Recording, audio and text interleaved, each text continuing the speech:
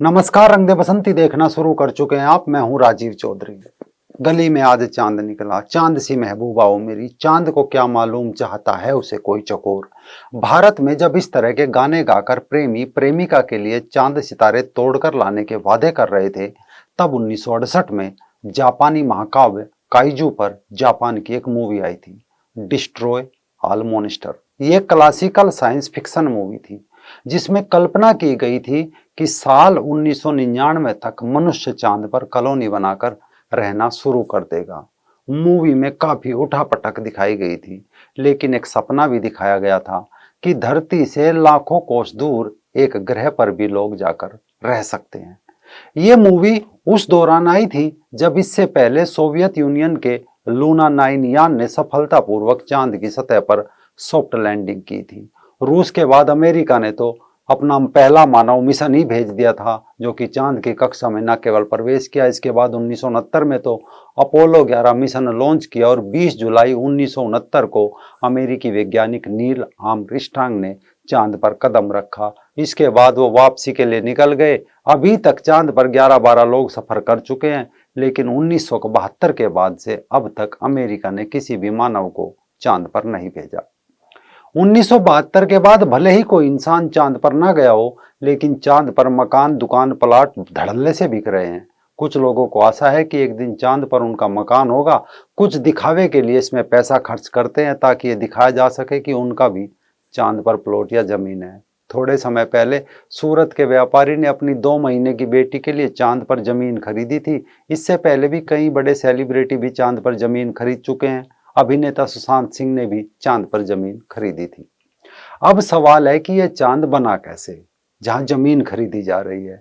तो इस पर भी हर किसी के विचार है। बाइबिल के अनुसार तो उनके परमेश्वर ने ब्रह्मांड बनाते हुए चौथे दिन सूरज और चांद बनाए थे, यानी ये सब 2-2.5 हजार साल पहले हुआ था। लेकिन इसके बाद गजब ये हुआ कि जब चांद बन गया तो इसके 1000 साल बाद एक दूसरा झटका चांद को लगा। एक मिस्त्री ने 1500 साल पहले चांद के 2 टुकड़े करके वापस ज्यों के त्यों जोड़ दिए थे, यानी टुकड़े किए फिर फेविकोल से चिपका दिए। यानी कहानियां हैं, किस्से हैं, मजहबी किस्से कह लो, झूठ है, गपोड़े हैं, अंधविश्वास है, इसी को ईमान और अकीदत का नाम दिया गया है। जो मना करेगा वो जहन्नुम में जाएगा, जो मान लेगा जन्नत में। यानी आस्था में तर्क नहीं होता, वो स्वीकार कर ली जाती है। लेकिन जरा सी भी वैज्ञानिक समझ रखने वाला इंसान जानता है कि ये बात पूरी तरह अवैज्ञानिक है और इसका दावा असल में सिर्फ एक मजाक है और कुछ नहीं।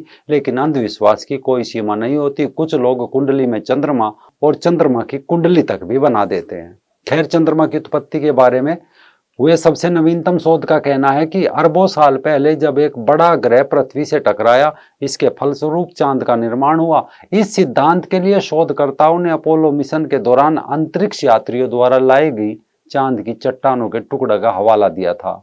जिस ग्रह से पृथ्वी की टक्कर हुई उसका नाम थिया बताया जाता है। वास्तव में एक वैज्ञानिक पहेली है जिसका शोधकर्ता दशकों से अध्ययन कर रहे हैं, लेकिन कोई निर्णायक उत्तर अभी तक नहीं मिला। सिर्फ क्या ऐसे हुआ होगा, वैसे हुआ होगा। तो अब बात चांद पर मकान की, जिसे लेकर लोग उत्साहित है और चांद पर जमीन खरीदने की होड़ में शामिल है।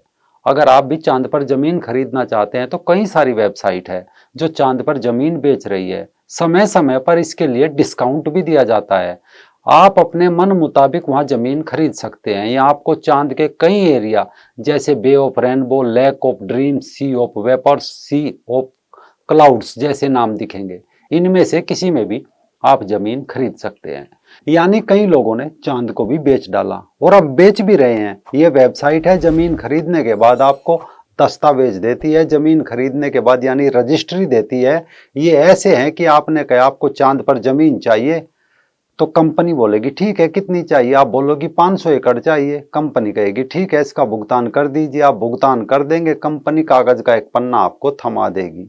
चांद का भी कुछ नहीं गया, कंपनी का 2 रुपए का कागज गया। हाँ, आपके पैसे जरूर गए। और हाँ, अगर आप चांद पर जमीन खरीदना चाहते हैं तो इसके लिए भी आपको रुपये में नहीं, डॉलर में ही भुगतान करना होगा। यानी पश्चिम वाले कहीं भी पैसा कमा देते हैं।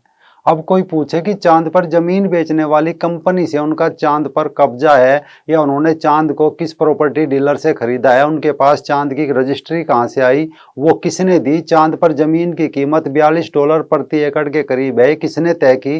भारतीय करेंसी के हिसाब से कीमत 3,471 रुपए के आसपास होती है। अब 3,471 की एक एकड़ बेचे या 500 की, जाना तो 2 रुपए का कागज ही है। अब खेल देखिए, यहाँ सबसे महत्वपूर्ण बात यह है कि आप जमीन खरीदने के बाद उस पर किसी तरह का दावा नहीं कर सकेंगे।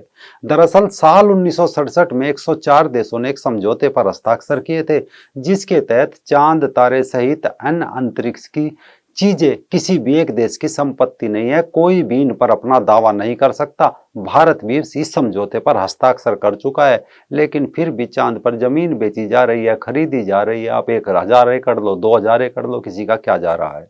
तो अब बात इस पर कि चलो चांद पर चले भी गए, जमीन ले ली गई, लेकिन क्या वहां रह सकते हैं। यानी अब चांद के बारे में जान लीजिए। हालांकि हम कोई वैज्ञानिक नहीं है, लेकिन सुना है कि चांद पृथ्वी का इकलौता प्राकृतिक उपग्रह है।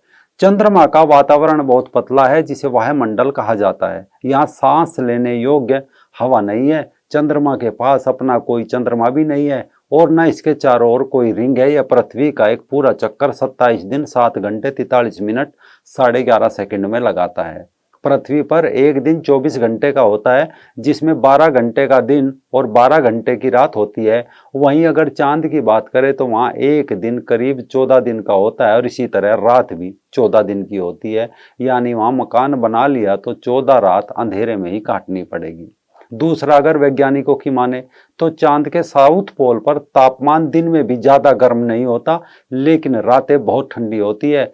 समय गुजारने के साथ ये गिरता है, हर ओर बर्फ जमने लगती है। ये इस क्षेत्र की रहने की स्थिति को और दुर्लभ बना देते हैं। इन्हीं दुश्वारियों के चलते चांद पर अब तक जितने मिशन गए वो सब उत्तरी इलाके में गए। समय गुजरने के साथ तापमान -200 डिग्री नीचे चला जाता है। उत्तरी पोल पर दिन में यहाँ का तापमान गर्म हो जाता है, जो कि 260 डिग्री फ़ारेनहाइट यानी 127 डिग्री सेल्सियस तक हो जाता है। ये तब होता है जब चांद पर सूरज की रोशनी लगातार पड़ती है। शुक्र है कि चांद पर गए किसी भी अंतरिक्ष यात्री ने चांद के इस तापमान को नहीं झेला। नासा के अपोलो मिशन ने सबसे पहले नील आर्मस्ट्रॉन्ग को चांद पर भेजा था। इसके बाद 1969 से 1972 के बीच 11 अन्य लोग भी वहां पहुंचे, लेकिन ये तभी पहुंचे जब चांद पर सुबह हो चुकी थी। खैर, किसी का चांद पर मकान बने ना बने, लेकिन अब गाने खूब बनेंगे। इसमें कवि, कलाकार और गीत लिखने वालों का बड़ा फायदा होगा। अब वो रात के मुसाफिर चंदा जरा बता दे और चंदा मामा से प्यारा मेरा मामा वाले मुखड़े से आगे बढ़ सकते हैं कि तो चांद है मैं प्रज्ञान हूँ, विक्रम में छिपकर आऊंगा, रॉकेट से पहुंच जाऊंगा। दूसरा हो सकता है कि चांद पर चलेंगे अपने लैंडर, इसरो से लैंडर जाएंगे, फिर चांद की सैर कराएंगे। बहरहाल कल्पना की हद तक गुजरने की जरूरत नहीं होगी। प्रज्ञान तस्वीर भेजता रहेगा, गीतों के मुखड़े और बोल घड़ते रहेंगे। बाकी रहने के लिए पृथ्वी से सुंदर कोई जगह नहीं हो सकती। इसका हर एक क्षेत्र खूबसूरती में लिपटा हुआ है।